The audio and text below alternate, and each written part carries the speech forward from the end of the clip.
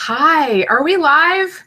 Hi, y'all. Let me know in the comments if you can see me and hear me. Hello, hello. Welcome to my office and my home in Chapel Hill, North Carolina. My name is Lara. I'm really excited about this time with you guys today. Hi, everyone. Hi. Please tell your friends about this too. Just take a minute real quick and text some friends if you can, or just let people know that I'm live right now, because this is the only time I'm going to do this before we get into the holiday season. So I'm excited. Hi, everyone. All right, where do I find the chat on this thing? Hold on one sec. I need to figure this out. Hi, welcome, everyone. Welcome. Get yourself settled. I have a lot to go through with you guys today, and I am excited. Hold on one second here. Oh, there's the chat. Okay, great. Wonderful. Now I can see it. Hi, everybody. Welcome. Thank you so much. Hi, Ashley, Stacy, Kristen, Amanda, Rachel, India. You guys, this is going to be fun. Yay. Hi. All right, let's do this thing. I'm going to share my screen with you. Are y'all ready for this? This is live. Live and live. Okay, this is GraceFilled goal setting. And I kind of took a twist on this. It's really GraceFilled goal getting, because goal setting is one thing, and that is important. And we are going to talk about how to uncover really good goals today. But getting after them is a whole nother story. And I think a lot of us can get stuck there, right? Please use the comment window today. There are lots of wonderful women from my team that are watching the comments, are going to be here to answer any questions that you have. And I hopefully will have time to answer as many questions as possible too. Lots of you have used the Q&A section of Crowdcast to go ahead and ask me questions, and I can't wait to get to those. So thank y'all so much for joining. So GraceFilled goal getting. How many people feel the heebie-jeebies when they hear the words goal setting? Me. And I am the creator of the PowerSheets goal planner. But I believe that traditional goal setting doesn't really work. At least it doesn't for me. It makes me feel very pressure filled, and basically it makes me shut down when I think about traditional goal setting. Because I'm someone who has a story of coming from a place of striving for perfection and striving for success that wasn't really success. Striving for all kinds of stuff that got me nowhere. And so when I think about the words goal setting, I can harken back to that time and think, man, that just feels like a lot of pressure. And so over the last 5 years, in creating the PowerSheets and in writing the Make It Happen book and in leading the Making Things Happen conference, which I'll tell you a little bit about later, I've learned a whole lot of things about how grace-filled goal setting can free you to do what matters. And we're going to talk about how today. I'm going to give you a lot of practical tips, and we have a very exciting giveaway at the end, as well as a sneak peek of our 2017 PowerSheets. So please be sure to stick around for the end. All right, y'all, let's get started. Okay, let me know if you can see this. Can you see my screen? We good to go here? I'm going to make this full screen if I can. I don't know how this really works, but we're going to try. This is GraceFilled goal getting. I'm going to be giving you my top 10 keys to making good goals happen, practical tips, and I hope that you leave here with clarity and motivation. So let me know, y'all. Can you see this? Again, this is live. You're good. Great. Wonderful. Okay. Awesome. All right. So why in the world am I teaching this class? Because I used to be a personal trainer back in the day, many years ago. And people would come to me with goals like, I want to lose 20 pounds, or I want to get back into the jeans I wore in college. And people would come over and over and say things like that, and they wouldn't make progress on their goals. Why is that? It wasn't because their goal was bad. Like, losing weight, if you really need to, is not a terrible thing as a goal. But it's because their goals were more self-defeating than really motivating. Their goals were based on guilt rather than based in grace and freedom. So we would change goals, like I want to get back into my skinny jeans from college, that were just really unattainable goals, to something that's much deeper and something that spurred them on to action every day. And I had one client in particular, a gentleman who came to me, and we changed his goal, and his real goal that really motivated him was that he wanted to live long enough to be able to walk his daughter down the aisle. He wanted to be able to live long enough to walk his daughter down the aisle one day.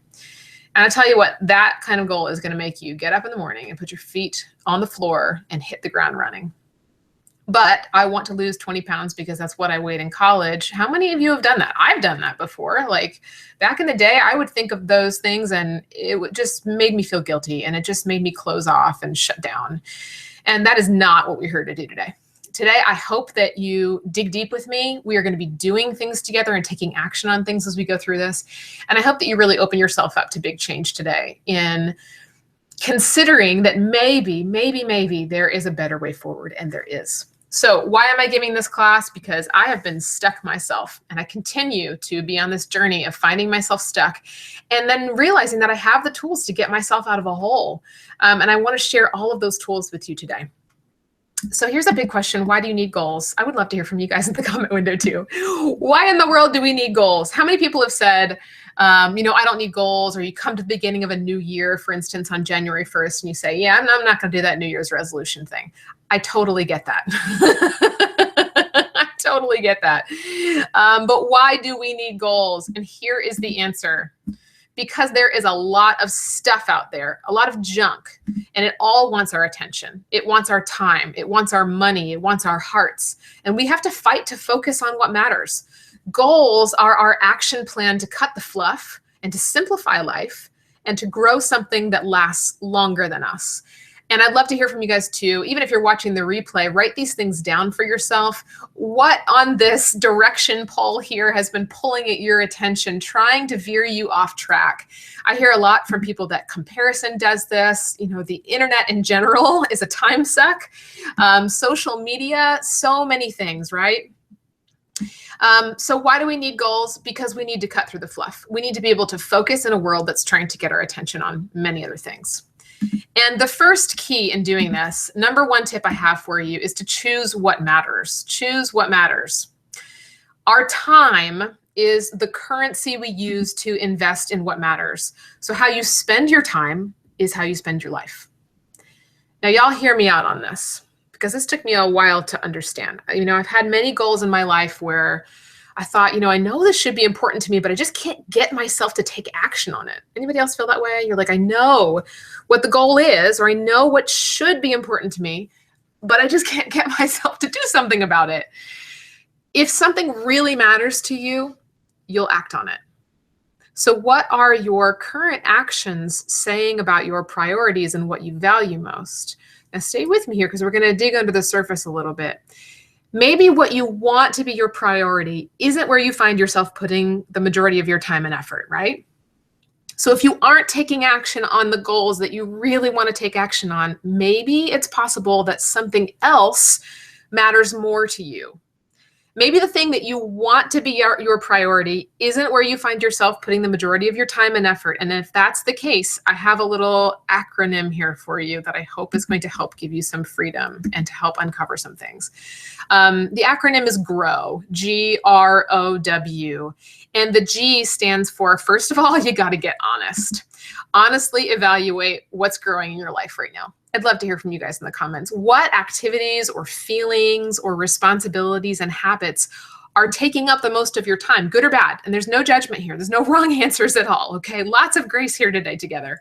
How would you describe your life right now? So tell me some of your thoughts in the comments. What is growing in your life right now? Is it worry? Are you spending a lot of time fretting about money worries? Maybe it's health or circumstances that you can't change right now. What is it for you that you feel like is really taking up the most of your time? Let's just get honest here. And this is great. Ava said lots of Netflix. I hear that from a lot of people. And I think a lot of times too, y'all, we tend to laugh off these things. Like we say, oh, I spend a lot of time on Netflix. Ha, ha, ha. It's not funny. And I don't mean that in judgment. I just mean that it's real. Like we really do waste a lot of our time on things like that, but it's because we're seeking something, right? We're seeking, maybe it's an escape from something that is really troubling us, like real life stuff that's hard. And so there should be no shame in that. You should just be honest here with yourself and don't laugh it off and don't feel guilt about it. We're all in this together, right? We all find ourselves distracted by all kinds of junk. But it's not about those distractions. It's really about the root of those distractions, right? What is it that's driving you to, whether it's Netflix or social media, like a lot of y'all are talking about comparison, worrying about finances, fears. Yes, Ashley says, I spend all day cleaning and cooking. I've definitely experienced that lately. Circumstances that you can't change, Andrea said, medical bills. Yeah, y'all, these are real things. These are real things. Real life is happening right now. And the first step is to get honest about what's really happening and where you're putting your time.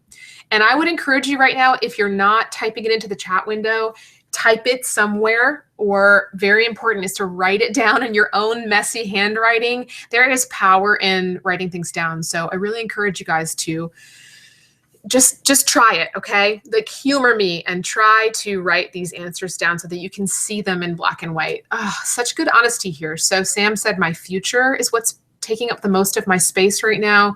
Single momming. Hats off to all you single moms out there. I do not know how you do it, and I wish I could just hug you through the screen right now. Fear, never enjoying the weekend, just being in a constant race against the chore list, Kelly said. Yes, y'all, this is so good. Keep going, keep going. And I encourage you to write these things down, because seeing them in black and white is what's going to spur you onto change. So we have to first get honest. That's the G. Number 2 is, what is the root cause? So like I said, these things are what's happening on the surface. These real things are hard. But sometimes those surface things are really not what it's about. It's not Facebook's problem that you're getting distracted. It's not Netflix problem. There's something that's driving you to that. And you may not know the answer, and that's okay, y'all. We're not going to have all the answers today. I'm not going to solve everything for you today. But I do want to try to dig a little deeper with you as a first step. Because honestly, most of the time, the first step is the hardest. So if you look at the places and the ways that you're spending your time right now, why are you doing that? What is the feeling that's driving you to whatever it is, Netflix or worry or Facebook, or I'm just, naming off a few of the top ones I see, but whatever it is for you, what's causing that? I would love to hear from you. Okay, worry, right? Yeah, worry is one of the ones I've had too. And at the root cause of these things is usually something like that: worry, anxiety, feeling like we're not enough, feeling pressure. A lot of you are saying feeling fear, trying to gain control, avoidance. Yes, avoidance. 2 of you have said, Carolina and Kelly, you guys are BFFs on that. Yep, me too. Overwhelm. Yeah, so last week, we had a wonderful team meeting where we went through our PowerSheets together. And if you don't know what PowerSheets are, they are the intentional goal uncovering system that I've created because I need it myself. And we went through a set of PowerSheets last week, and we came to a point in the conversation where we were talking about big goals and talking about the future. Like, what's your 1-year, 5-year big picture plan? And does anybody else feel a little overwhelmed by that? Like, I know for me personally what the big picture is, like God's big picture, but the in-between sometimes can be really hard for me to define. And I went, I came home. I work in my house. That sounds so silly. I went home that night. I sat in bed that night with Ari and I said, we had this meeting and I had a really hard time defining what my 1 5-year goals are. I just couldn't figure it out. And it was frustrating. And y'all, yes, everybody is in the same boat. Okay, great.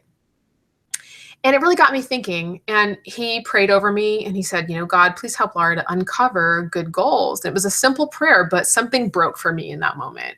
And I just thought, okay, am I really having trouble figuring this out? Or am I feeling some fear about owning a goal? Am I feeling fear that if I were to sink my teeth into a goal, I could potentially fail? Maybe I would succeed and life would change. So I want to just stop on this point for a second. How many of you have felt a fear of success, or feeling like you don't want to set goals because there could be pressure or responsibility that you may not be able to handle? Does anybody feel that way? Yeah, so it was hard for me, but I'll get to the rest of the story in a minute. So get honest, root cause. What is causing you to feel the things that you're feeling right now. And number 3 is to own it. So for me, I just had to own where I was. And owning it for you guys right now, the practical thing that I want you to do, like I've said, is to write it down. Just to say, I am feeling this thing. So maybe it's, I'm feeling overwhelmed about cleaning the house. And what's causing me to do that? The root cause for me is anxiety that I will not be able to keep it all together and that things will fall apart. And on that note, why do we feel like we need to keep it all together? Anyone? Why do we feel like we need to keep it all together? Because if you really did keep it all together, what would that look like? Like when I think about the picture in my brain of really keeping it all together, that life is exhausting. And I do not want that life. So do you really want the thing that you feel yourself striving after right now? How is that making you feel to keep it all together or to strive to keep it all together? And how is it helping others if you were to keep it all together? Yeah, for me, like I said, it's just a life that I don't want. And it seems like y'all are feeling the exact same thing. So we need to own where we are. We need to get honest about where we are, look at the root cause of where our time is being spent and why, and then to own it. And that means writing it right now. You could own it, guys. You can write it down right now. Just to say, this is where I am. I've been trying to keep it all together and I can't keep it all together anymore. Just like those simple, powerful words could be the spark that lights a change in your life. So own it, write it. Maybe it's saying it. Maybe you're alone right now listening to this in your office or your bedroom or whatever it is. Say it out loud. There's no one there listening to you. Say it.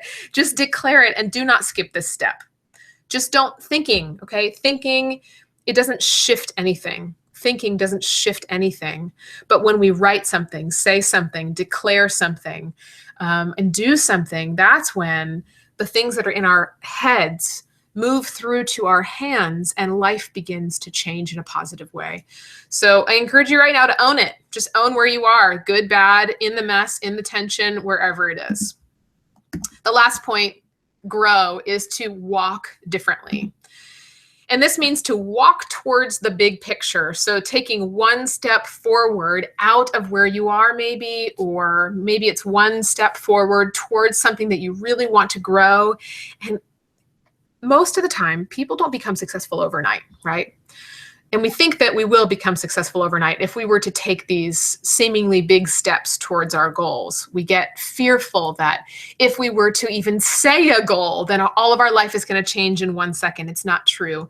All of life happens little by little. The best things in life happen little by little. So if you were to walk differently, that means to step forward, take a step in a different direction, try something different. For us in our business, we've been doing a lot of trying things different, and it's been very fruitful. All of our decisions in life, they have arrows attached to them, pointing us in one direction or another. So when we choose what matters, that means intentionally pointing our arrows to what matters. So what is it that really matters to you? What is it that you want to grow? I would love for you to start to voice this in the comments, or if you're listening to the recording, write these things down. And these are just ideas. This isn't like your life plan set in stone that you're writing down, okay? Just make a mess and get the thoughts out. This is a starting point. So what is it that you want to grow? You have to choose it. And like I said, the good things in life are grown little by little, one step at a time, starting with one step forward, one seed planted. And so what is your one seed? What's that one seed for you? And I want to remind you that this is grace-filled goal setting. Now, the reason I say that is I'm actually going to take this off of screen share for a minute because I think this is important for you to see my face.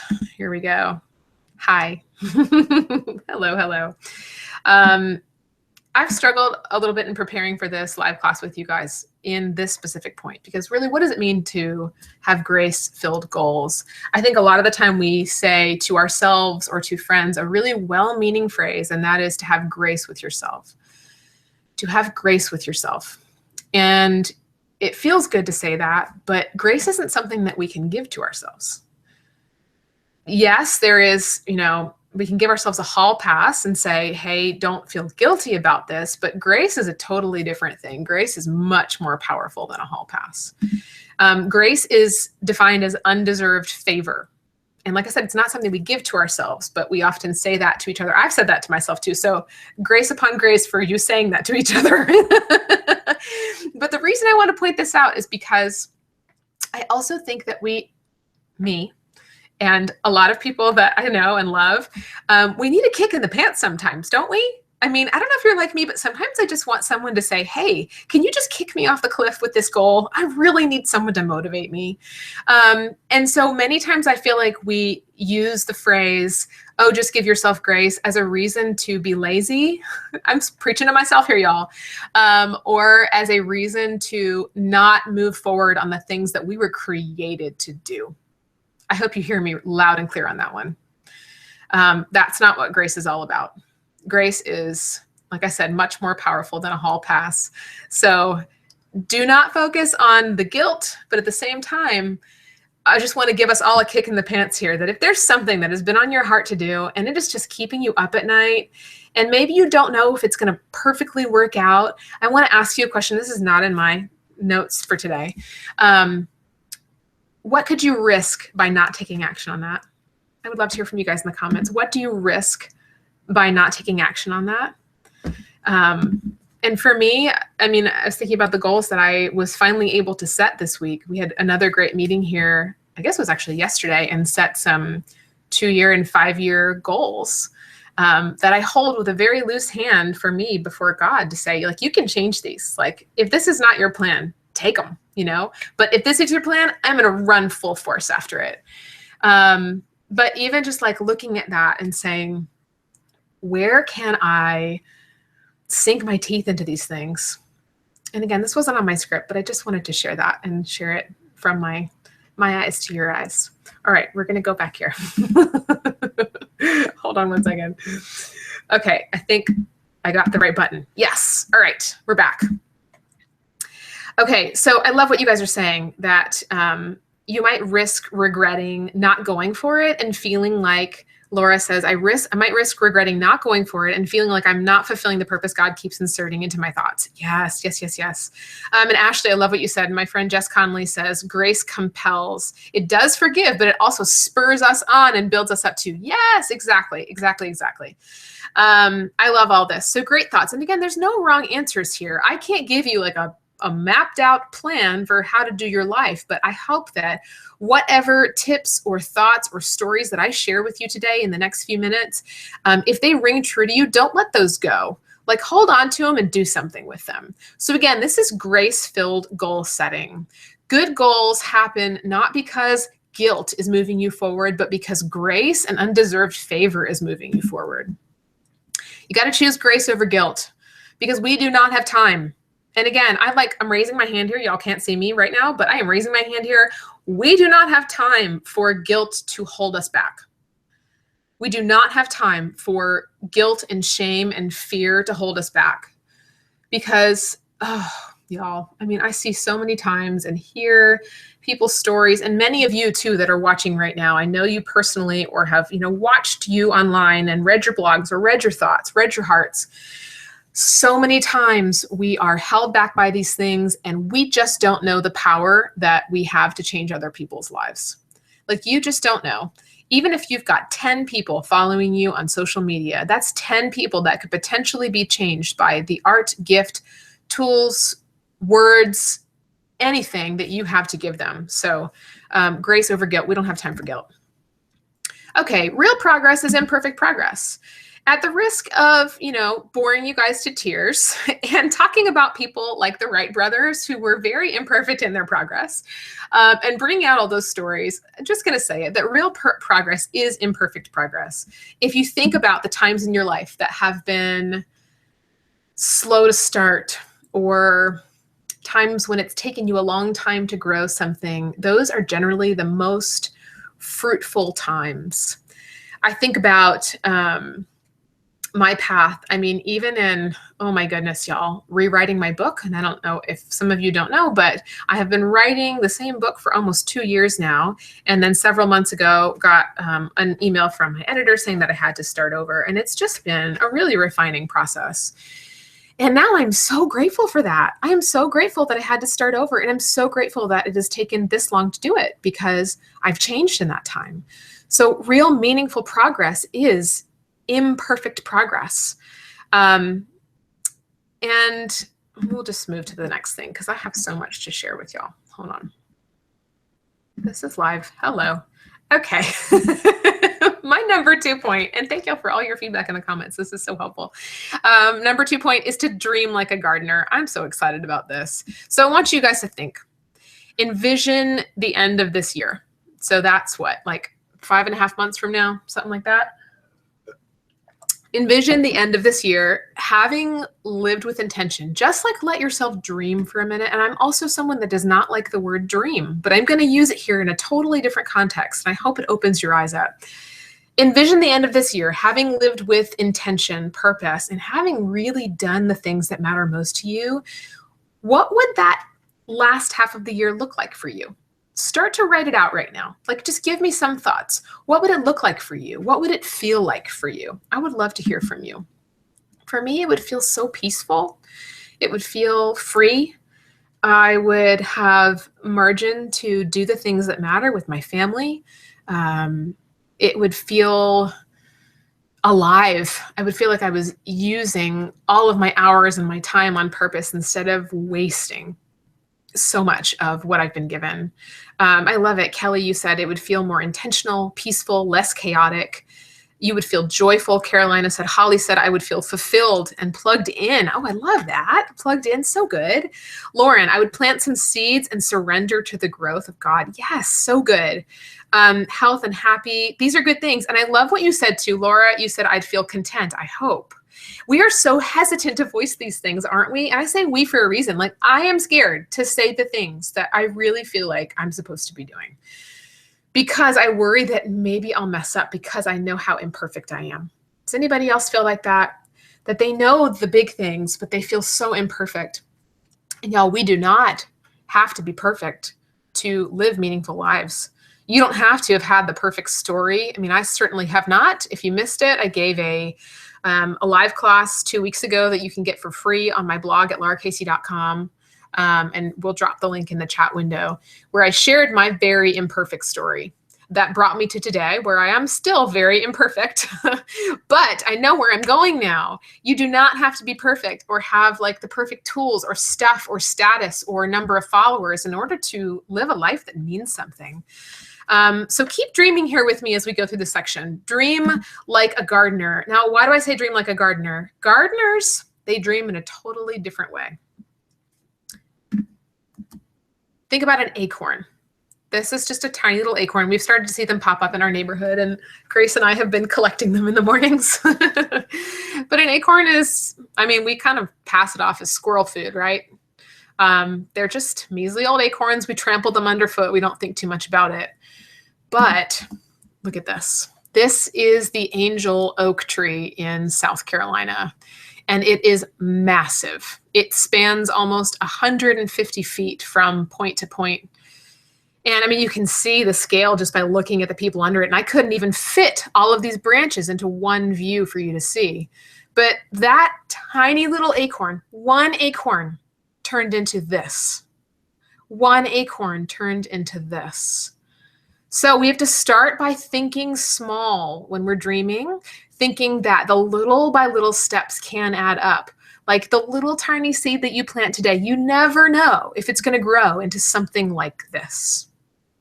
That one little acorn, though, y'all hear me on this, that one little acorn did not look at other trees around it and compare. It just did its thing. It just did its unique assignment. And we all have a unique assignment. We all have unique growing ground. That acorn fell exactly on that spot in that particular growing ground. We all have unique seeds. Like, oh my goodness, that seed must have been really unique to grow like that. But we all have unique growing ground. We all have a unique story and unique gifts and seeds that we have been given to plant so that what we grow will be unique too. Gardeners, they don't look over someone else's fence and look at someone else's tomatoes and compare. They just keep growing and tending and doing their own thing. We get inspiration and wisdom from other gardeners, but we celebrate and grow what we have been given, right? So we have to do our own unique assignment. Can I get an amen for this one? Because this has been hard for me. I have definitely struggled in the past in looking at what other people have and feeling like I can't measure up. And it paralyzes me. It makes me feel like, well, maybe I just shouldn't even be trying. And if that's you, voice that in the comments right now, or please voice that on your own paper. That it is so easy to get caught in the paralyzing trap of feeling like we have to do everything else like everybody else. And that's been actually one of our company goals this year, is to not look at other people for inspiration in what to do or how to grow, but to really march to the beat of our own drum. Because for me, true inspiration comes from the life all around me, not life on the internet. So yeah, do your unique assignment. And I also just want to give you guys a moment of freedom here to say, you know what? I have no idea what my unique assignment is. Anybody feel that way? If that's you, just give a high five emoji, yes, whatever you can do in the comments. And let's just practice that grow step by step and own it. Let's get that O right there and just own it. And I love you guys. I love the encouragement that's happening in the comments right now too. You guys are the best. So if that is you, just start there. That is your first step. You just planted the acorn, friends. Anybody who said, yes, high five, that's me. I don't know what my unique assignment is. That's the acorn you just planted by acknowledging it. And that's what happened to me 2 nights ago when I sat with Ari and I said, you know what? I'm having a really hard time seeing the big picture. It was the act of facing my fear and laying it all out there. Humility always precedes good things. Humility, and I don't have a slide for that one, but that is a great tip that I can give you for all of life, is that humility always precedes the very best things in life. So do your unique assignment. And if you don't know what that is, stay with me here. It's hard though, isn't it? It's just hard because we saturate our minds with everyone else's thoughts, everyone else's art, everyone else's opinions and photographs. And in order to cultivate what matters right where you are with your unique story and challenges and your unique mess, good things grow in the mess, we have to let go and we have to turn the comparison into gratitude. So this is a part of the PowerSheets. If you've got the current PowerSheets, this is a print in there. That comparison isn't just the thief of joy, it's the thief of everything. So keep your eyes on your purposeful path. Celebrate others. Celebrate progress, not perfection. Cultivate gratitude over comparison. And we're going to stop there for a sec. Hold on. This, like I said, is live. Hello. I'm going to come back live with you guys. Hey, every time I come back here, I'm a little shocked by my hair. I'm like, whoa, frizz. But this is also part of me owning where I am. Cultivating. So the word cultivate, it's not just a fluffy word that means to think about things or, you know, to grow something here and there. Cultivate is an action word. It means to dig in, and it's a physical thing that people do. So in the sense of farming, cultivate means to till up the soil and to break through the hard ground and to really break up the hard stuff. So back to this, when we say cultivate gratitude over comparison. That part right there, the cultivate gratitude, y'all, that takes some work. That takes some work. Let's just own that for a second, that it's not just some fluffy thing that just happens and gratitude doesn't fall into your lap. You have to work for it.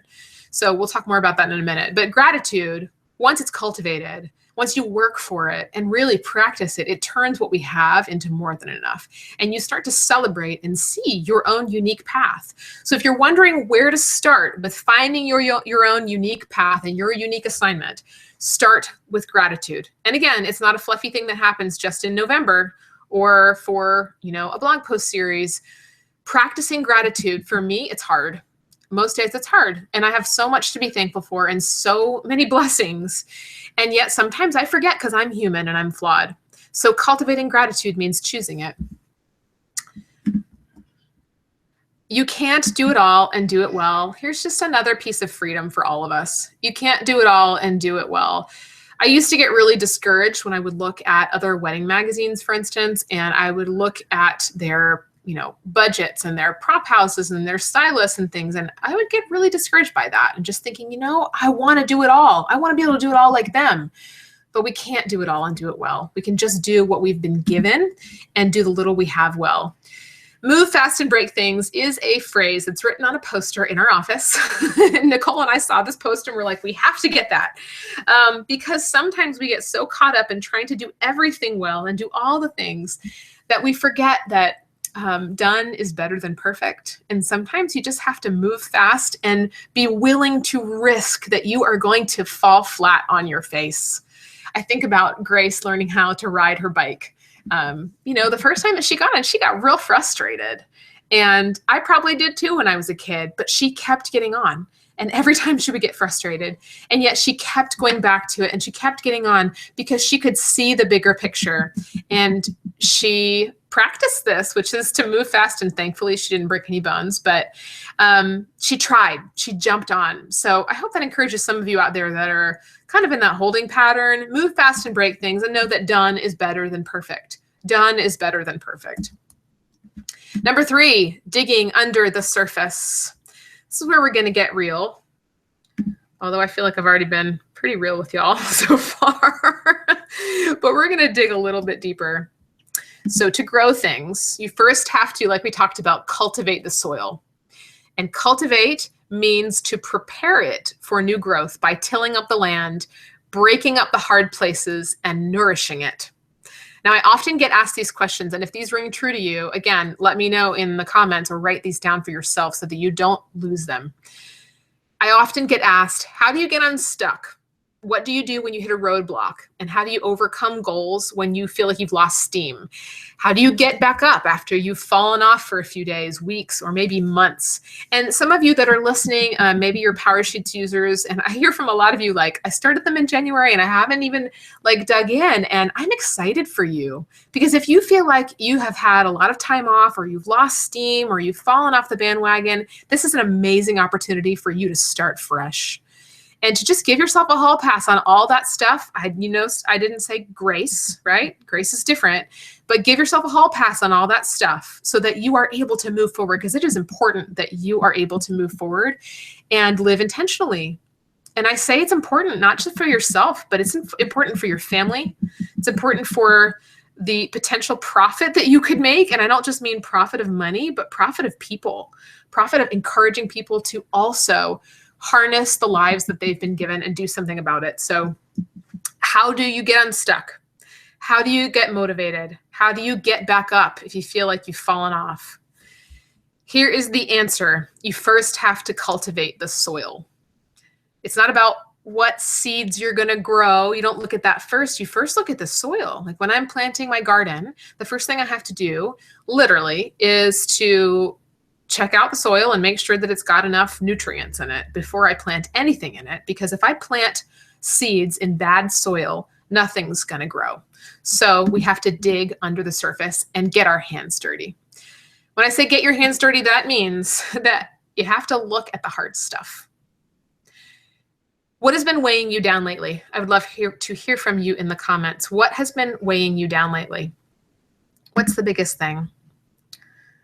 For me, I feel like, it's been such a good week. This last week and the last few days have been really good because last week we got our hands dirty. We had some really hard conversations here in our office, and I'm really just talking about the business side of things. I could talk about all of life things forever, but it took hard conversations and getting our hands dirty and not bottling things up and making sure that we are all on the same page. And it was good. So many times we look at flowers and we say, oh, they're so beautiful. But do y'all know that flowers, they have to grow through the dirt? Flowers have to go through the dirt in order to bloom first. And flowers, when they're growing, there's that first awkward stage of that sprout coming out of the seed. And that's hard work.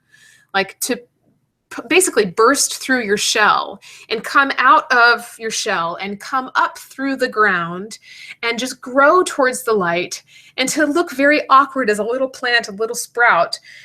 It's so much like our lives, isn't it? I felt that way for pretty much the first half of this year, that I was just in this very awkward stage. And I feel like The flower petals are finally starting to unfurl, if I can use that illusion.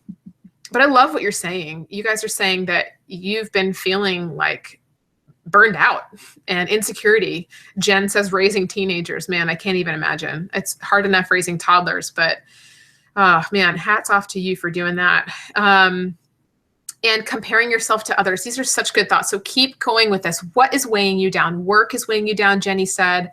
This is great. There are no wrong answers, y'all. And so many times the thing that is most weighing us down is the thing we don't want to say, right?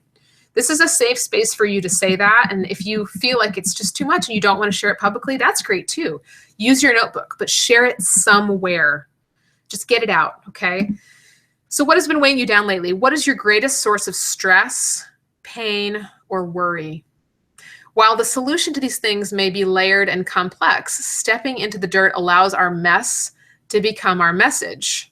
We really have to let the dirt be dirt. I'm going to go off script here again for a second to show y'all this. My sweet, sweet friend sent me this amazing keychain, and I'm probably in reverse image here, but it says, let the dirt be dirt. This is just my catchphrase for the year, and it's just true. When you look at the stuff that's in your life, we so often want to try to fix it right away. We say, oh, I'm really overwhelmed with work, but here's what I'm doing to fix it. Or, but I'm okay. I don't want anybody to know that something is wrong. Anybody else do that? I've caught myself doing that too. It's so much more valuable to just let the dirt be dirt and just to let it sit and allow yourself time to process where you really are. And it helps you to find deeper and more powerful, lasting solutions. Like I said, humility precedes all of the good stuff in life. All right, we're going back here. So get your hands dirty. What's been weighing you down lately? And like I said, sometimes the heart of where you are most alive, or the biggest thing that's holding you back, is the one thing that you don't want to admit or write down. So dig in and discover what's in the dirt and write it down for yourself, wherever it is. So how do you get unstuck? You have to, what I call, stop gardening in white pants. Y'all, I've so done this before. I used to walk out in the garden in white pants and think to myself, oh, I'll just pick a few tomatoes and clip a few things here and there and escape unscathed by stains. And it's just not possible. But we do this in our lives, don't we? We think, well, I'll just gently dip my hand into the things that I know I'm supposed to do, and I won't really, put my whole heart into it, or I won't take too many risks, and I'll stay safe. But really, nothing good grows in the safe ground. Good things grow when plants and things in our lives are rooted very deeply, and that takes digging deep. So get your hands dirty and let the dirt be dirt. Like I said, this is us just this past year preparing our garden. I had to strap Josh onto my chest and we were tilling up the soil and getting it ready for planting. And man, it was a hard workout. I woke up the next morning very sore. But man, such a good reminder too, that this is what we do. We have to build a firm foundation. So you have to let the dirt be dirt, dig into the hard stuff. And again, there's so many things that I realize that I do not know about in your particular lives, and lots of things that you wouldn't be able to fix in my life either. But taking one tiny step forward, maybe it's someone you need to forgive, or someone you need to say you're sorry to, or maybe it is something you have been fearing doing for a long time. What is one tiny step you can take forward? Or maybe for you, you need to take a big shovel and mash your foot down on it and dig in a little bit deeper and take a big leap of faith. So what is your foundation when you're digging into the dirt? I love this picture, y'all. This is my mom who came to help us with our soil. But I just love her joy in this picture. And she is like 68 years old and just kicking it. Love that so much. I had to share. But let the dirt be dirt. And when you think about the foundation that you are trying to grow your life on, what is your foundation?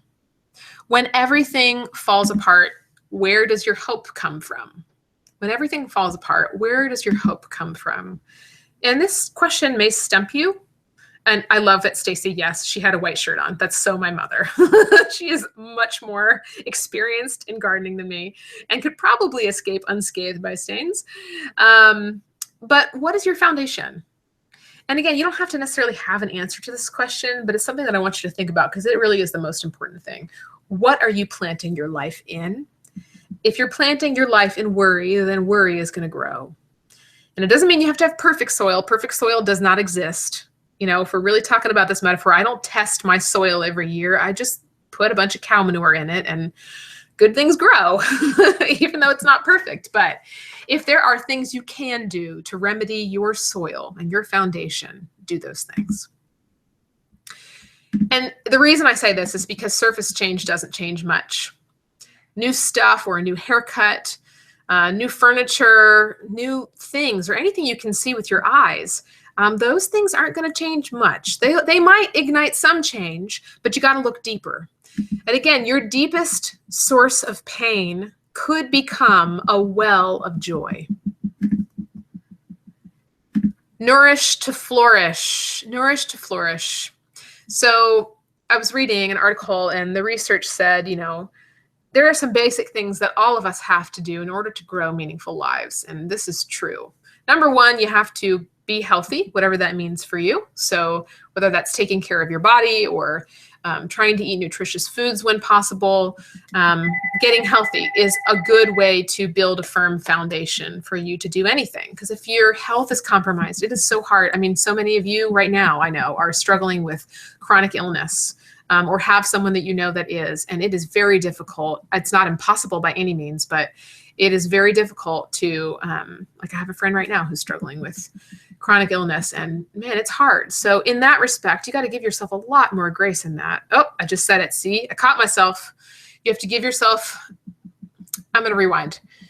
I think in those situations, it is grace that you do need grace in that, because grace is what's going to transform you. But nourishing to flourish means that it's about getting healthy, getting sleep. If we are sleep deprived, it's really hard to do anything. And this is coming from a mama who has spent almost a year of being sleep deprived with 2 babies. But when those 2 things are compromised, it's really difficult to nourish our soil, isn't it? But most of all, you have to dig your roots into good soil. And so I have a question for you. This is a hard question. But what do you think you were put on this earth to do? Just give it a guess. I want you to take a risk here and give it a guess. What do you think you were put on this earth to do? What do you think you were put on this earth to do? I would love to hear from you guys. And I love what's happening in the comments right now. You guys are so awesome and so supportive. So, so good. There are so many things that have the power to hold us back. And chronic, like I said, chronic illness is one of those things. I love these answers. So some of the things that you guys are saying that you feel like you've been put on this earth to do are healing others, loving others, growing, glorifying God, loving others, love, lots of love. This is so good. And Stephanie, I honestly have no idea. That's a great answer too. This is good. I love the honesty, because it's those places where we say, you know what? I just don't know, that we open ourselves up to find the answers. And our doubts, they really lead us into good decision by giving us a place to say, you know what? I don't know where to start. And now I'm going to seek a good place where to start. So this is great. And I love what you guys are saying. Keep going with that. Next, number 4. When you think about the thing that you feel like you were put on this earth to do, or even if it's just a feeling that you have, or maybe it's that you know what you're not put on this earth to do. Are you planning or are you planting? Number 4 is, are you planning or are you planting? I love this quote from a Bible study I was reading recently. Mark Batterson has a great plan on the YouVersion Bible app called Chase the Lion. It's based off of a book he's written. I haven't read the book, but I really loved this portion of the devotional. It says, God isn't going to say, well planned, good and faithful servant. He won't say well thought out, well said, or well strategized either. There is one commendation: well done, good and faithful servant. Setting goals is fun and games. Going after them is another matter. Without perspiration to match your inspiration, your dream imagined will turn into a dream deferred. Now, we all know, right? Okay, we've heard this before. We set goals and then we have to take action on them. But are we getting stuck in the planning stage? Maybe that's where the rubber meets the road here. Are you getting stuck in the planning stage, feeling like you're afraid to make a mess? Because planning is good. It's really good. I love planning well. Forethought is important, but are you planning an intentional life, or are you planting an intentional life, or are you stuck planning one? Which one are you doing, planting or planning? I'd love to hear from you in the comments. And there's no wrong answer here. Maybe it's a combination of both that you feel like you're doing right now. Now, fear is sneaky, like I talked about before in what I experienced last week. Fear is sneaky, and it likes to masquerade as forethought. So what has been holding you back from planting, from moving from the planning to the planting? Because we like to have our lives live on to-do lists, right? Anybody feel that way, that your life is living on a to-do list? So I want to challenge you right now to name your fear. Just name it in the comments or for yourself out loud, whatever. But I just want you to get it out. Okay, don't listen to this and just say, oh, I'm thinking what my fear is. Get it out. And it might be scary. If it's scary to you, then it actually might be a really freeing thing. So I am afraid of blank because of blank. What is it for you? I am afraid of blank because of blank. This is an exercise we do in person too, at the Making Things Happen conference.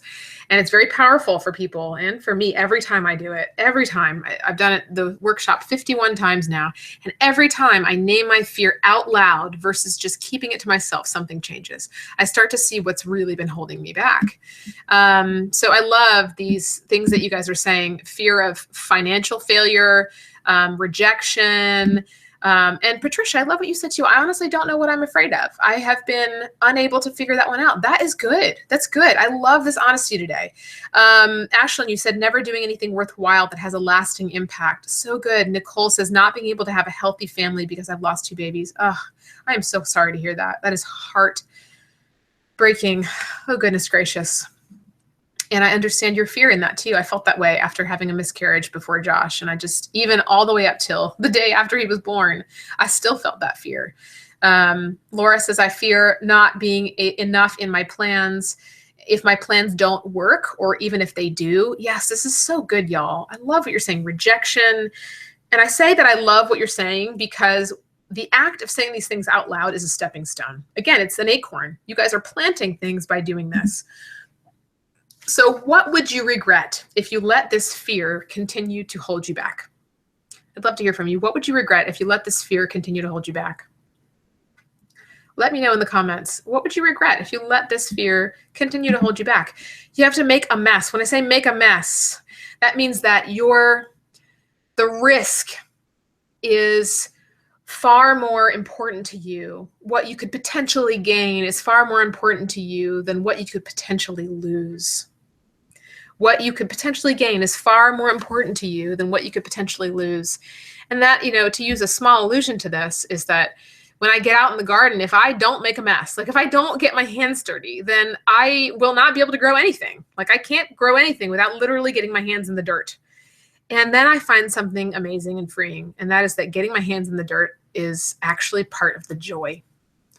So you guys saying these things, I don't know how you feel about it, but I'm guessing that some of you, by just expressing this, are feeling a weight lifted off your shoulders, that you're not carrying it anymore. It's out there.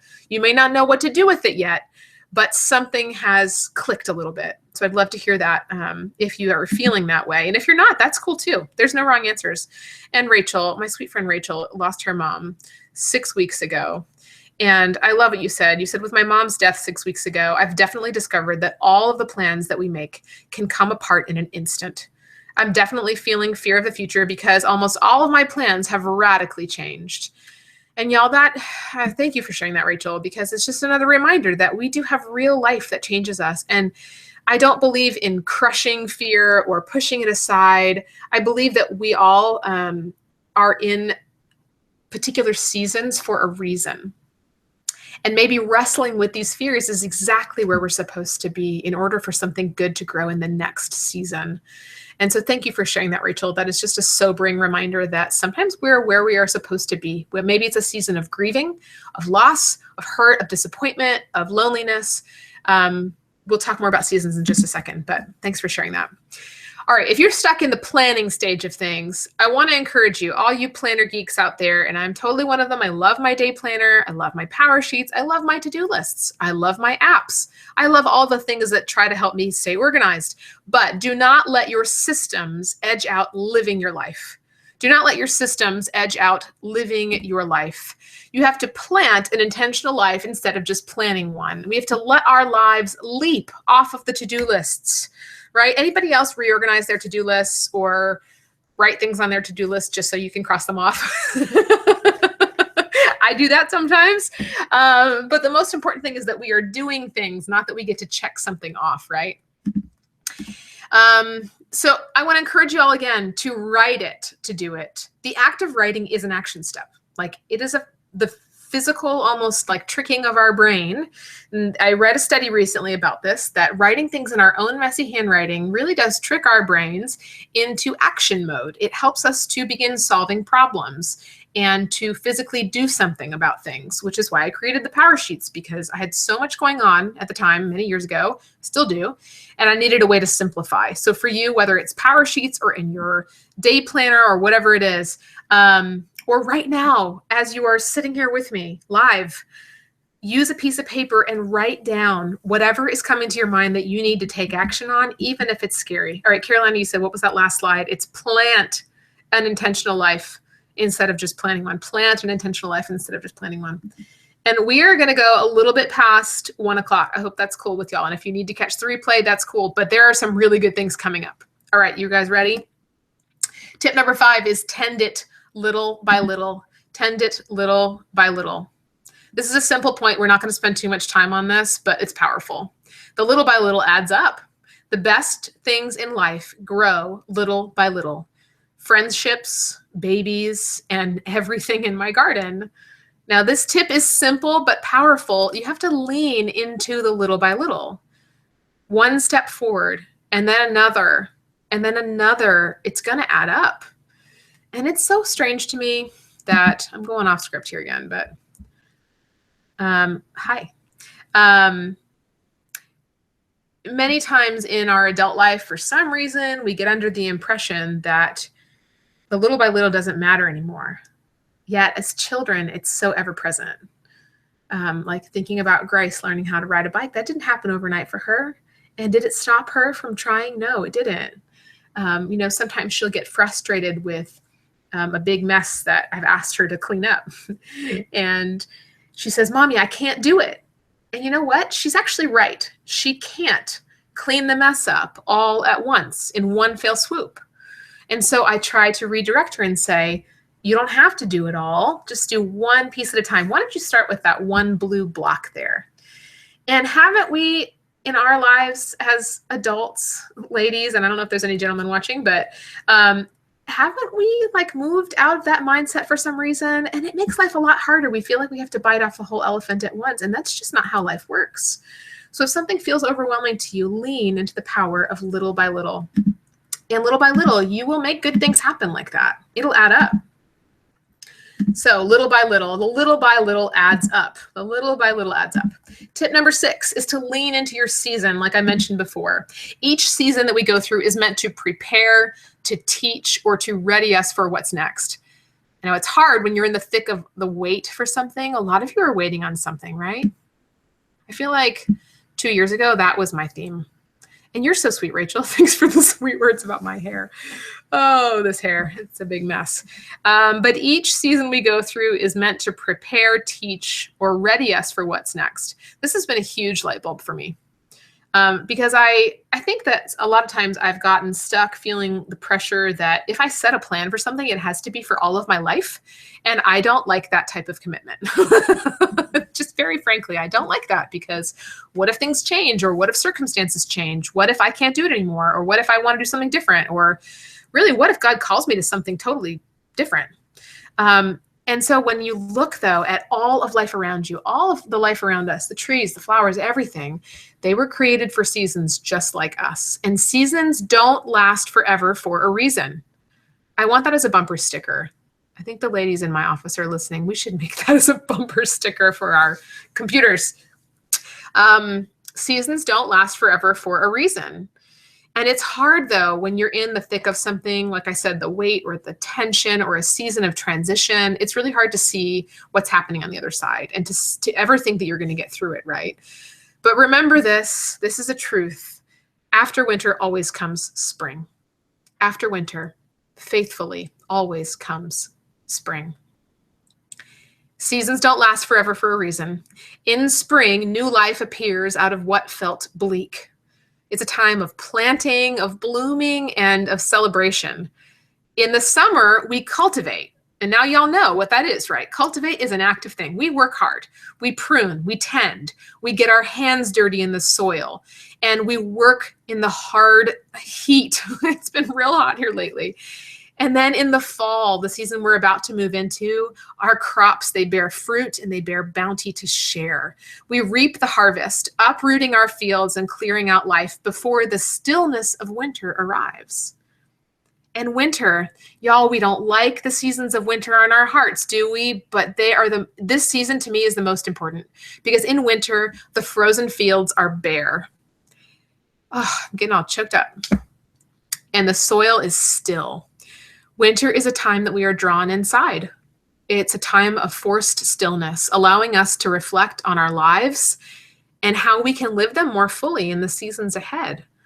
So maybe you're in a season of winter right now, feeling like the earth is seemingly dead. It's lifeless. And little do we know, though, that underneath that surface, I had this happen like right after I had a miscarriage. It was the dead of winter. It was awful. And it was a painful, painful day. And I came home from the hospital and I looked out of the car window and I looked over at the median next to our house, which was just dirt. And I saw these little tiny green shoots popping up, and it was the tulip bulbs that I had planted in the fall. And it was an instant reminder that even if we can't see it or feel it, but below that seemingly lifeless surface, good things are growing and they're soaking up energy for us to be able to have a spring. So what season are you in right now? What season are you in? And what season are you craving? I would love to hear that from you guys. What season are you in, and what season are you craving? In the seasons, we find true balance. We were created for seasons. We were created to need rest and to need refreshment, and for seasons of hard work, for seasons of blooming and growing, and for seasons of not growing. Do you hear me on that? We were also created for seasons of not growing anything. We need that. In the seasons, we find true balance.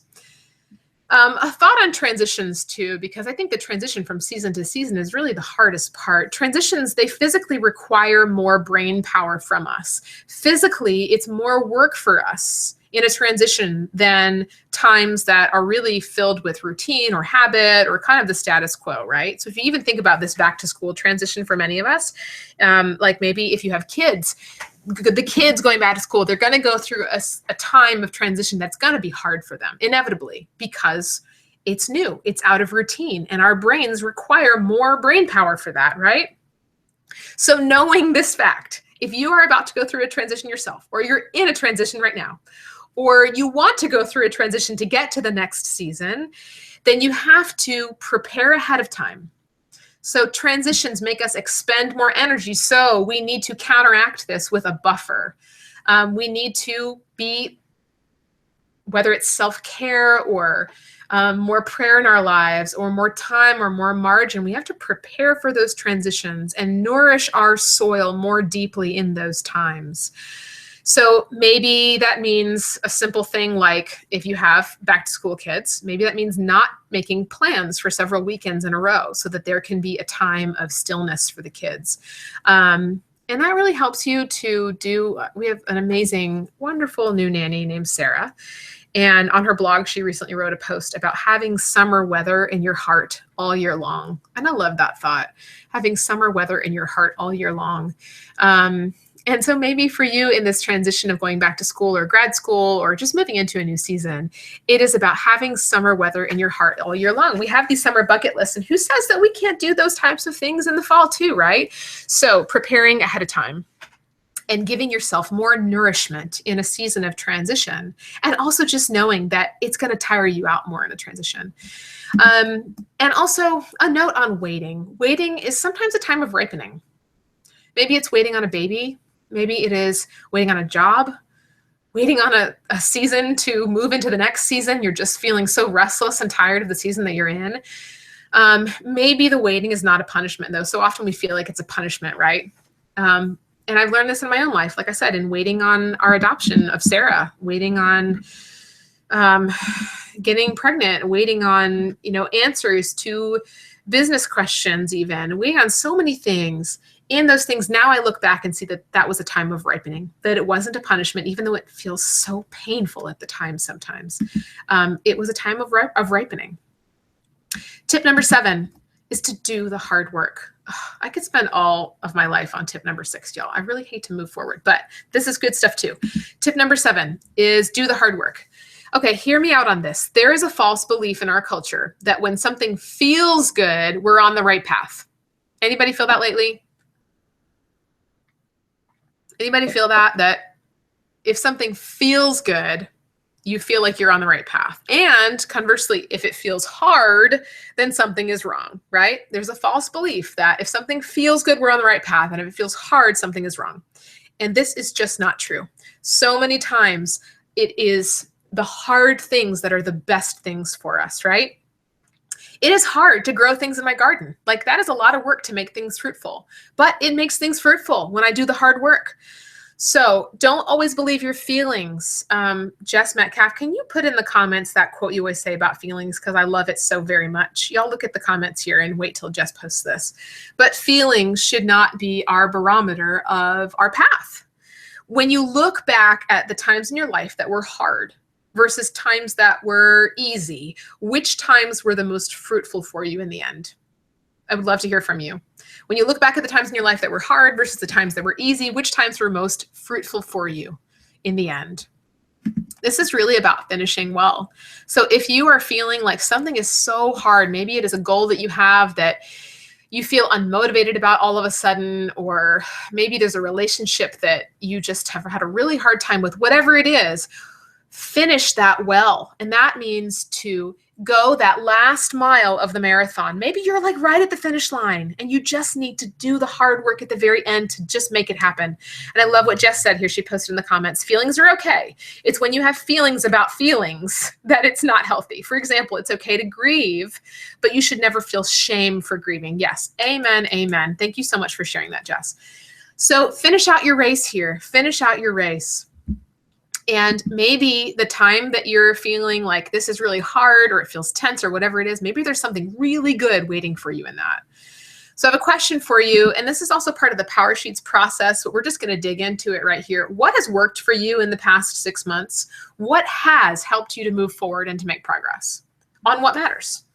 What are some things, maybe they're tips, tools, tricks, whatever it is, what has been working for you? What, maybe it's areas that you're spending your time. So for me, things that have been working is spending time looking in Grace's eyes and getting on the floor with her. Like last night, we got on the floor and we did puzzles, and I'm trying to spend more time doing the things that she wants to do and letting her direct time. That has been great. And fruitful things that have been good for us has been Ari and I praying together every morning before he goes to work and every evening before we go to bed, at meals. It's not just a rote thing we do. It is a really intentional time. I love what y'all are saying. There are no wrong answers here. We've got prayer, community has helped, joining a gym, not turning the TV on when you get home, being intentional about quiet time and silence. So good. Diving into the word, spending time with God, being intentional and open. Tiffany, that is a great tip. I love that thought. I think that that is also something that has helped me is I have a private blog, and I started it when we were going through our adoption week of with Sarah, and just had a lot of, private things that we aren't able to share about that journey, and just open it up to really close friends and family. And having that private blog, I've continued to write on it every week. And that has been so good for me to be transparent and open, and I don't know, God keeps bringing me back to it. So whatever it is for you, what has worked? Let's define those things. Next, what has not worked? I'm getting ready for the comments to explode. What has not worked? And again, no judgment on these things. Let's just lay these out. And like we said in that grow analogy, we're going to get honest and we're going to own it as those first two things, right? So if we own what didn't work, what are those things that have not been working? So good, y'all. Thank you. Ashlyn says internalizing. Kelly said whining. Yep, I definitely act like my daughter sometimes, and I whine and I complain. I love it. Erin says saying yes to everything and 5 exclamation points. Yes, so good. Yes, Jess says trying to do too much all the time. Obsessing over my bank account, worry and distractions. This is good, y'all. This is good. And remember, when you are laying these thoughts down, You are owning them and planting that acorn by being honest and putting these thoughts in black and white, whether it's here in the comments, whether you're watching the recording and you're doing it in your notebook, whatever it is. Keep going. And if you're sitting there right now and you're like, oh, I really don't want to share this, or I really, really don't want to say this, just do it. Step off the cliff and let's just get it out so we can move forward, y'all. There's no judgment here, okay? So what has not been working? Keep those thoughts coming. And if you think of another one too, you can also type that in. You don't just have to stop at one, okay? All right. So thinking about what has worked and what has not worked. What can you do to anticipate pitfalls in the next whatever we've got left of this year? Somebody tell me how many days we have left in this year, because I think sometimes that can really help us to be spurred on to change. But what can you do to wisely anticipate some of the challenges that you have experienced over the last few months? So maybe for you, it's worry. And if you are a believer, maybe something that you can do is to have a list of scriptures by your bed or in your wallet or taped to the back of your phone that help to kick you out of worry, right? Oh, Kristen Winchester, you're the best. I love you. She said 21 weeks left in this year. So we've got 21 weeks, and really there's nothing magical about January 1st, but it can help us to have a time frame on this, right? 120-ish days to help to spur us forward. So how can we finish this year well? 122 days. All right, y'all, this is like our secret code word today, okay? 122, when you need to be motivated or motivate someone else that's been watching this webinar. 122 is our number, and we can do this countdown together, that we have 122 days, not to check things off of a list. We're not going to focus on guilt, right? But we have 122, Lord willing, days that we have available to us. They are opportunities for us to do great things and to grow really good seeds and to little by little make really good progress towards that big picture vision of where we want to be when we're 80 years old or where we want to be at the end of this year. And it is possible. And yes, bless Siri. Thanks for asking, Siri. She knows how many days are left in this year. So here are some practical tips. One thing you can do is to set an alarm on your phone. And I did this for many weeks because I had to retrain myself. Set an alarm on your phone that says at whatever time that you have set that you want to stop working every day. Maybe it's 5 o'clock, 6 o'clock. Set an alarm on your phone that pops up and says, stop working, start living. Stop working, start living. I want you to also, as a piece of homework here, write this down, y'all. Put it somewhere where you're going to see it and do it, is to make a list of the things that you're saying yes to and no to in the next 122 days. In the next 122 days, what are the things that you're going to say yes to and no to? And y'all, I want to remind you, don't get scared by this. Yes, when you write things down, it can feel scary and you can think, oh man, if I say that, that means I need to commit to it. No. Yeah, I mean, yes, I want you to commit to it, but you're not stuck in it. You can change your mind. So what are some things that you're going to say yes to and things that you're going to say no to? And let's be bold about those things. But also remember that this is grace-filled goal getting, that you do not have to be perfect to have a meaningful life. All right, a tip. We're going to skip here. That you cannot plant too much in your garden if you want to grow what matters. Plants need room to root and space to flourish, and so do we. Plants need room to root and space to flourish, and so do we. So when I first started my garden, I'm going to pop out of the slides here. When I first started my garden, I made this mistake, and I planted so much stuff because I just got overexcited. That's just who I am. As I said, I want to plant all the things, and so I did. I said, okay, I'll take one of those and 5 of those, and the guy that was helping me, this landscape friend of mine, he was like, Lara, I don't know if you have room for all that stuff. And I was very naive, and I was like, oh, whatever, I'll just figure it out. And I learned that year that if you plant things too close together or you plant too much in your garden, good stuff is not going to grow. And I had very tasteless tomatoes that year. I had a lot of vines and a lot of leaves, but not so much fruit. And it's the same with our lives, that if we plant too much in our lives, good things are not going to grow. And I know, y'all, that a lot of you are probably sitting here right now and you're thinking, well, it's too late. It's just too late for me to pull things out. Like these are my responsibilities. This is what I have to do. And I'm just going to ask you a really honest question. Let this land where it may. How much time do you spend a day on social media? And remember, it's not about social media. There is a root thing, a real thing. Maybe it's anxiety or a worry or something deeper that drives us to this. But how much time a day do we spend on things that maybe we could be spending on other things that matter? And I have in our next tip, I'm going to go back here. I have another solution for you. If you feel this way, that you've already planted too much and it's way too late. And if you feel that way, like leave that thought here in the comments, okay? Just let's own this. The G and the O, let's own it. If you feel like you've planted way too much in your life right now, own that right now. Say, I have planted too much. There's too much going on. Okay, own that. Let's do that together. Here is one idea. And stay with me here. This is not about taking a vacation, but step away. My advice to you is to step away.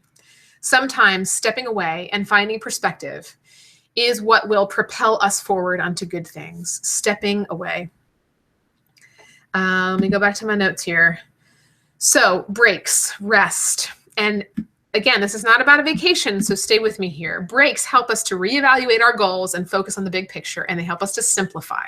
And that is exactly why I made the PowerSheets, because I needed a way to simplify. I couldn't do all the things. And so many times, y'all, even if I take 5 minutes, and if you have 5 minutes that you've spent on social media, wasting on social media, then you have 5 minutes to take a break today. Love this quote from Harvard Business Review. When you work on a task continuously, and maybe it's not a work-related thing, maybe it's motherhood or whatever it is. When you work on a task continuously, it's easy to lose focus and get lost in the weeds. In contrast, following a brief intermission, picking up where you left off forces you to take a few seconds to think globally about what you're ultimately trying to achieve. Many times I get stuck here. I get stuck in the narrow mindset of I have all these things to do. I have this big list.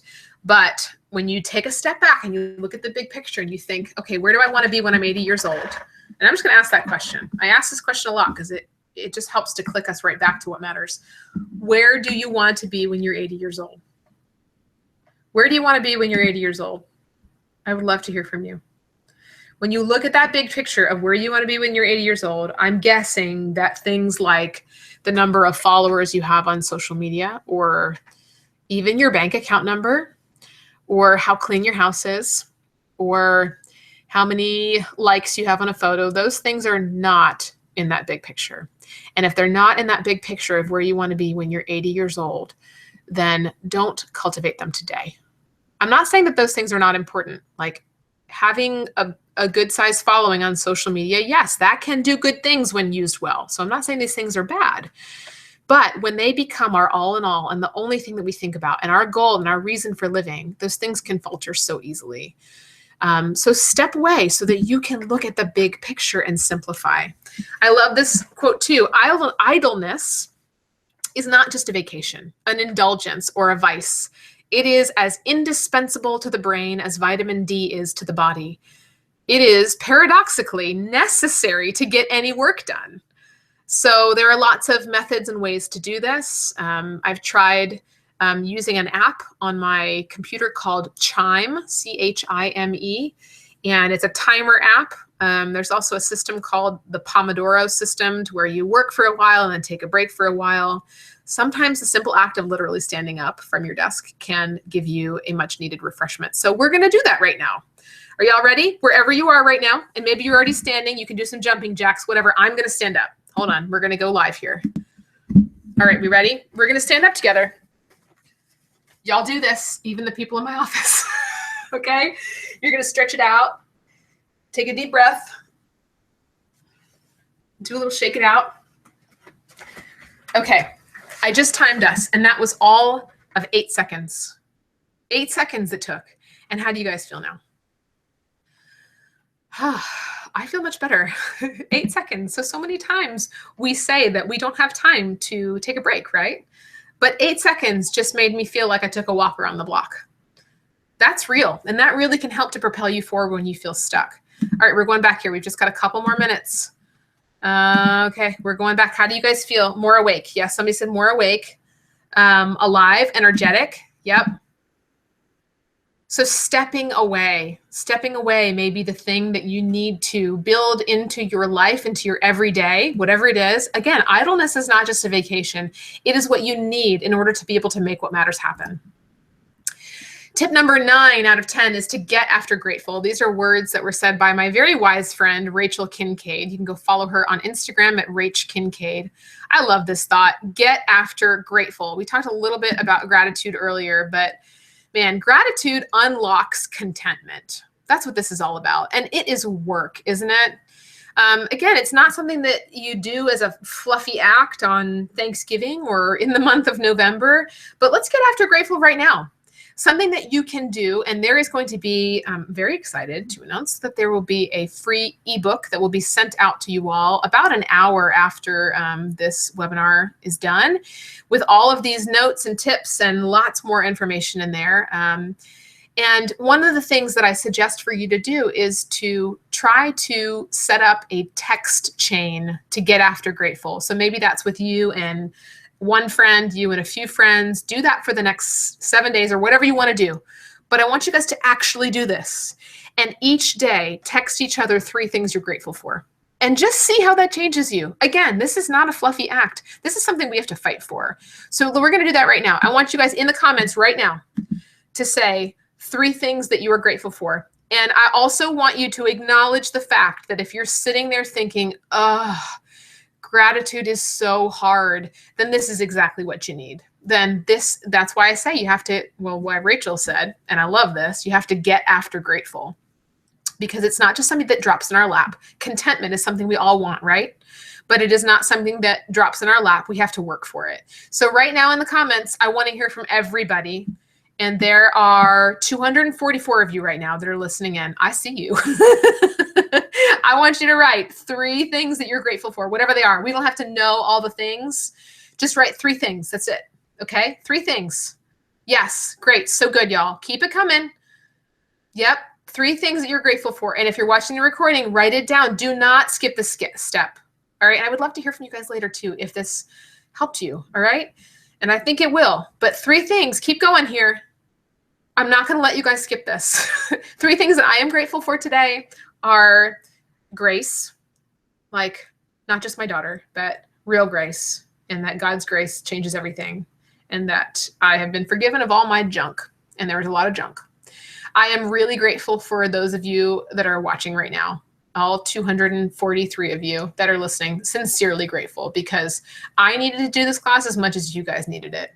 I'm really grateful for the women that I work alongside. They have passionate hearts, and they are wise. I was about to say wise beyond their years, but they're just wise. Yeah, I'm grateful for so many things. And just naming those things, when we name the things we're grateful for and we get after grateful, do you know what that does, y'all? It changes our actions. That makes me want to go thank my team.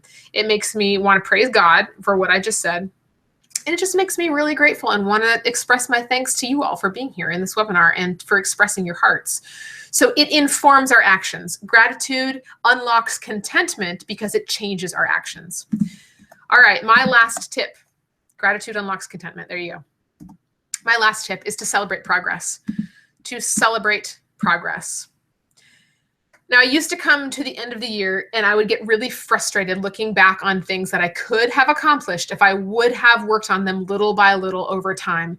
And I would honestly forget about a lot of my goals. Anybody feel that way? Like you're even sitting here and maybe you've used the PowerSheets and you're like, I don't even remember what my goals were at the beginning of the year. And that is okay. There are no wrong answers here today.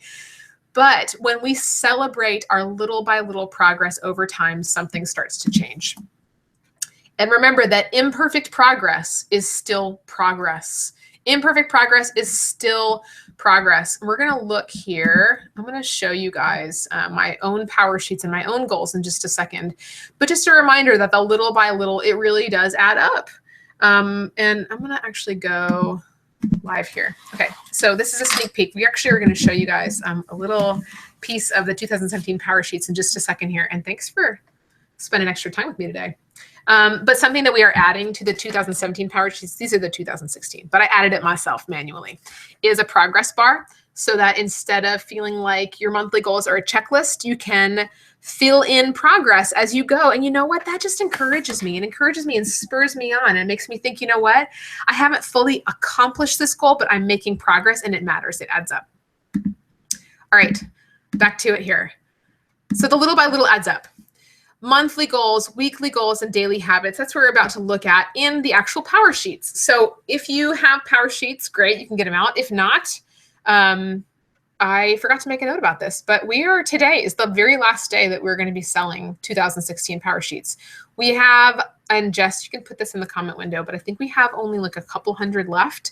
And at the end of today, at midnight tonight, whatever is not sold, we have actually decided to give the rest of these remaining Power Sheets to some college students, some incoming college students here at the University of North Carolina. And I just feel like God put that on my heart that we could really help to change a lot of young women's lives by putting these in their hands. And so I want to take them out of the shop and give them to these women as they start their next semester. And so if you were considering buying Power Sheets, using a 6-month set for the rest of this year, get them right now because we're about to take them out of the shop tomorrow. So these are my June Power Sheets. And in the Power Sheets, you have monthly goals, weekly goals, and daily goals. Monthly goals are big things that you know you can accomplish or you want to make progress on throughout that month. So for instance, I have simple living. That's something that I wanted to make progress on. Redoing the family budget. That did not actually happen. So I didn't check that one off. Didn't make any progress there. And then dealing with my diastasis recti, which is an abdominal challenge that I've been having. Those are things that I felt like I could do within a month's time, is at least make progress on those. Weekly goals are things that you want to really look at over a span of more time. So for me, knitting for Grace, that's something that I could do maybe once a week to make progress on. And then daily goals, those are habits that you want to cultivate. So if you're wondering how to fill out your tending list and your Power Sheets, those are some tips that I have for you, is to flip through your yearly goals first before you fill out your tending list and chip away at some of those yearly goals by adding some of those things to your tending list each month. So I go back, I look at my big picture goals, and then I fill out goals on my tending list. And then you also should look at your calendar. Like I look at my calendar as one of the first things I do to see if there are important events or, items that are coming up that I should put on my Power Sheets. And so you can include those as well. Okay, here's my July goals. And you can see I added my progress bar to that and made little by little progress on some things. You don't need to fill out every line. There has never been a month where I have checked off everything because it's not about perfection. It's about making progress. And this is my current tending list that I'm going to be redoing later today when I do my September Power Sheets. My August goals is to finish writing Cultivate. That's not going to happen by tomorrow, but it's going to happen soon. Clearing out the house. I have made good progress on that. Soaking in scripture and writing the word. Yes. Praying the word. Yes. Launching a simplified site and new blog. This is something that's going to move to next month. So I also look back at that month and say, is there anything I want to move to the next month? And I love my last goal, y'all, bonding with Sarah. It totally happened. So if anybody's been praying for that, thank you very much for praying for that. All right, a couple more minutes here. Cultivating what matters. Cultivating what matters. Remember that cultivate is an action word. If you take anything away from today, it's that I want you to just keep planting those acorns, digging into the soil of where you are. And cultivating what matters happens right where you are. In your mess, in your struggle, in your particular challenges, in the feelings that you've been having lately, in the distractions that have been trying to gain your attention. Cultivating what matters isn't about trying to have somebody else's life. It's about growing things right where you are. How you spend your time is how you spend your life. How you spend your time is how you spend your life. Remember that our time is the currency that we use to take action on what matters. And we have to make decisions about that. So where are the arrows that are attached to your decisions pointing to? Are they pointing to your big picture of where you want to be when you're 80 years old? Or are they pointing to something that's sucking your time away? And you have the power to make those decisions today. Here's a little peek at my Power Sheets. This is what I did in, I guess it was last November, of filling some of these things out. And the only reason I want to share this with you is And you can also get this on the PowerSheets domain name, which I think we can type into the chat window. You can see a copy of mine and get some ideas. But the reason I wanted to show you this is that so many of these things have come to fruition because of this process. I'm not selling you on the PowerSheets process. I'm selling you on the power of little by little, that the little by little really does add up. It really was not about setting out with perfect goals or a perfect plan. That plan has evolved and changed over time. But oh my goodness, so many of these things have really come to fruition. And I'm so grateful for that. In November of last year, here's what I wrote. I said, my name is Lara, and I dream of being rooted whole in my faith. The things that fire me up most are the Lord, gardening, sweet moments with Grace, getting things done. Done is better than perfect. Writing and believing that God can do anything. I believe in God, in the truth, in the way, in prayer, in surrender, in humility. And skipping down here, when I'm 80, I want to look back and to know that I chose you, God. And today is the day I begin. And that really spurred me on. So what is the thing that you today on August 31st are choosing? I'd love to hear from you in the comments. What is the thing that you are choosing? I included this picture of Grace because so many times too, as moms or wherever you are in your circumstances, we always believe that maybe, we're too busy or we can't do this with our kids. You can. I did my PowerSheets with Grace, and even in my halfway point, I let Grace write her goals.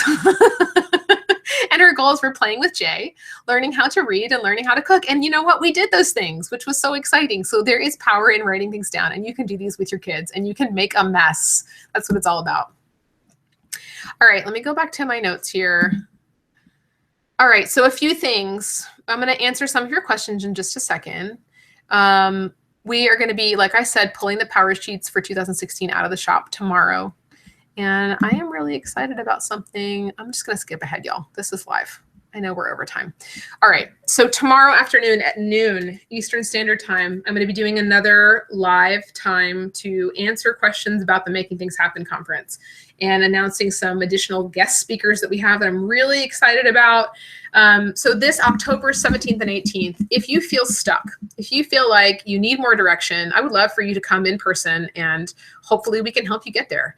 The Making Things Happen Intensive is something that I've been doing for the last 8 years. Like I said, this will be my, I think, 51st or 52nd time doing it, to help us uncover good goals in person together, and to really make a solid action plan. So if you need help, I would love for you to join us October 17th and 18th here in Chapel Hill, North Carolina. And we will be dropping a link to that in the comment section. But tomorrow is the last day to get $1,000 off. Actually, I think it's more than $1,000 off. So we will put more info in the comment window for you. And mark your planners. The PowerSheets go on sale on November 1st. 2017 PowerSheets go on sale on November 1st. And I'm pretty sure this last slide is the one that some of you have been waiting for. Here's a little sneak peek. I'm really excited, guys. It's really not about the colors or the covers or anything. What I'm most excited about is what's inside of these things, that we have completely redone them. Every single page has been changed. The process has been changed. This year is all about simplicity, and we're really excited about that. So on November 1st, coming to larashcaseyshop.com, there are going to be many different options this year. And that's all I'm going to say for now. All right, now I'm going to answer a few of your questions live.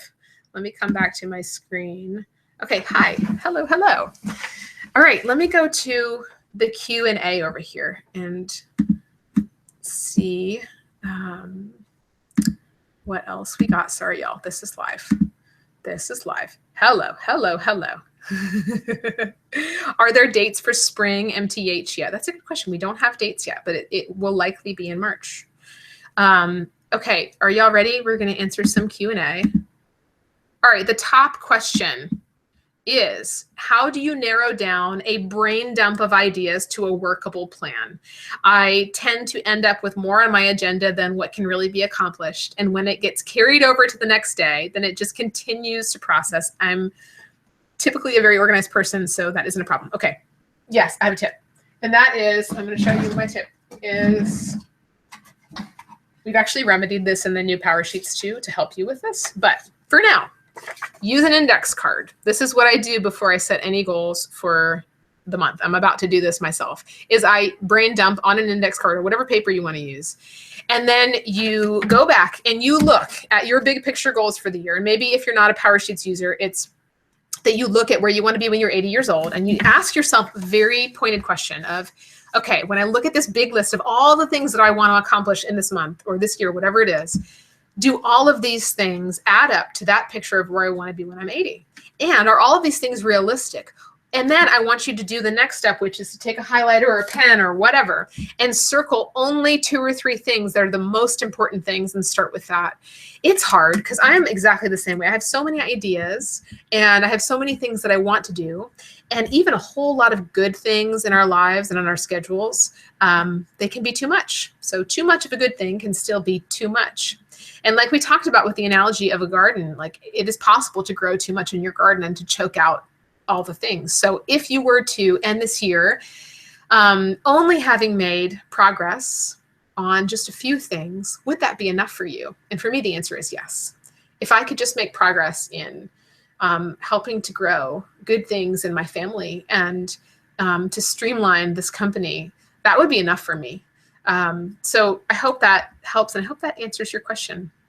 As far as making it into a workable plan, I have to say that the PowerSheets will help you do that. They'll help you to take action, but we have some other resources that are coming up too that will help you to find action steps for those things. So stay tuned on that.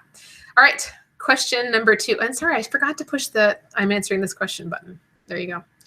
How to take a big idea, for instance, finding fulfillment at work, and create tangible steps, similar to the previous question, having trouble creating the smaller monthly, weekly steps and the in-between. All right, this is an analogy, but for instance, when I need to go to the dentist, like I need to do that soon, it seems like this giant thing, or for us in redoing my website, we're simplifying my website right now and I'm going to launch that soon. It seems like such a daunting, overwhelming task, but usually the hardest part is starting, right? The steps, they tend to fill themselves in after you have a good start. So what I encourage you to do is to do what Olympic athletes do, and it's called pre-visualization. And that means to close your eyes, like literally close your eyes right now. Think about that big thing that you want to accomplish.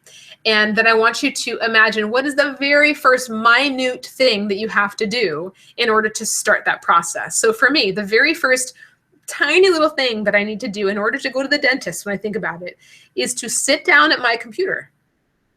And then the next thing would be to open up my computer. And the next thing would be to open up my iCal and to see when I could go to the dentist, and so on and so forth. It seems so elementary, but y'all, it's just like when I was talking about Grace with the blocks on the floor, is that so often we look at the big mess instead of looking at just the one blue block and picking that up. So I hope that helps you a little bit. Okay, I'm going to answer a couple more questions. And I'm going to push the button that I'm supposed to push. How do you let go of all the things you wish you had time for? I honestly wish I had more time to devote to my work, but I only have about 10 hours each week now that I have 2 kids. I'm sure some moms would kill for this schedule, but I've struggled. I felt such a tug to be writing more, but I also want to be really present with the girls. How do you let go of good things that may not be the right things? And that's a great question. Hi, Valerie. I think you do this very well, first of all. But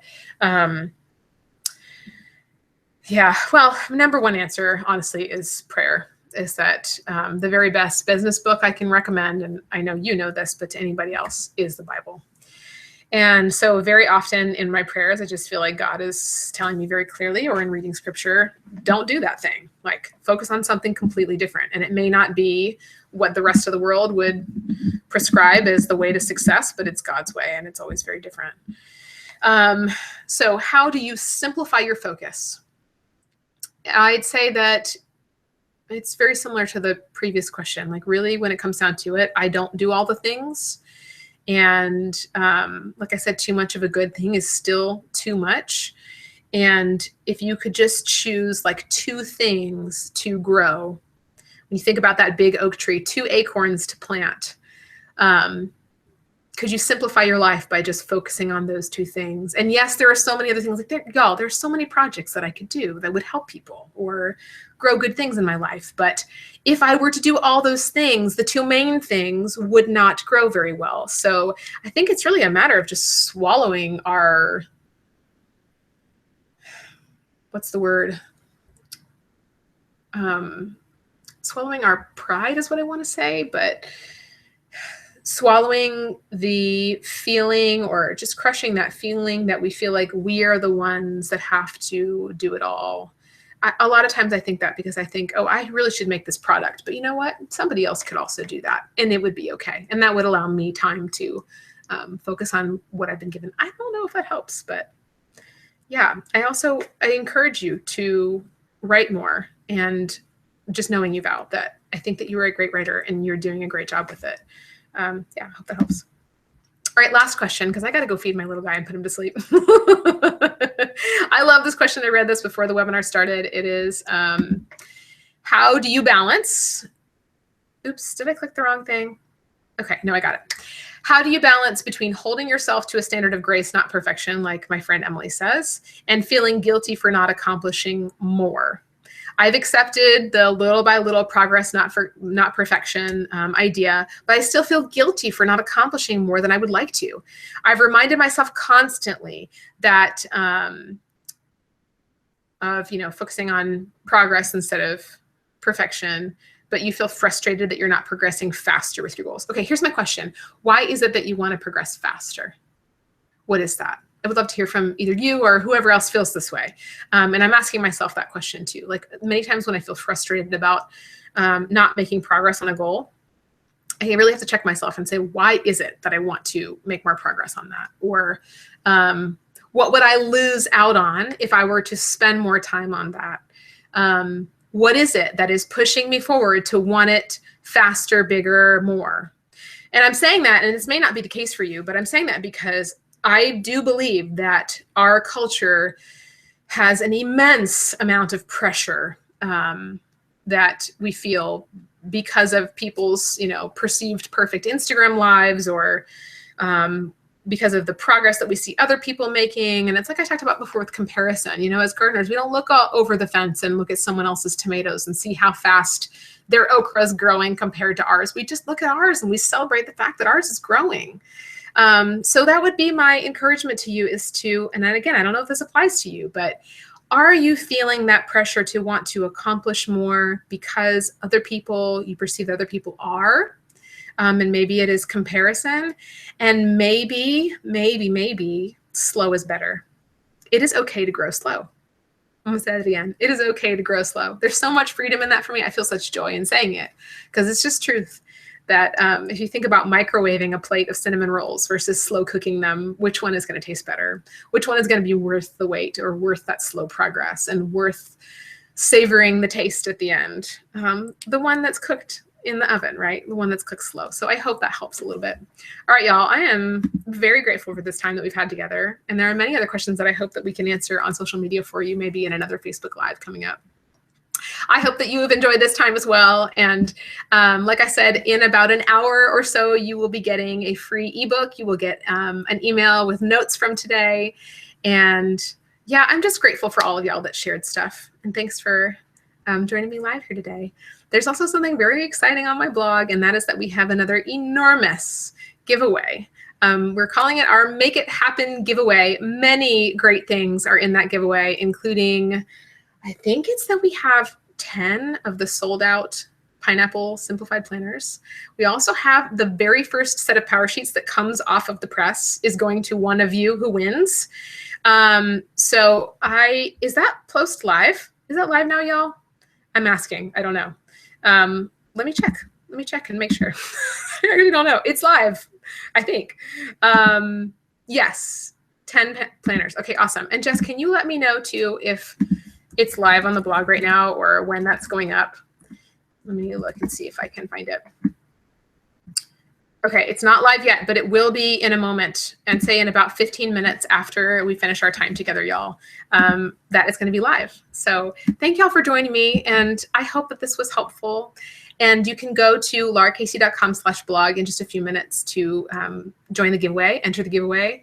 And most of all, though, y'all, I would really like to continue some of this conversation with you. So if you can go to my most recent Instagram post, and y'all remember our code word, right? 122, I think. If you will go to my most recent Instagram post, I'm going to give away something extra today. I'm going to give away the second set of PowerSheets that comes off the press, and as well as a couple other things. If you will just leave a comment there on my most recent Instagram post with either your favorite takeaway from today, or something that you feel like you discovered in today.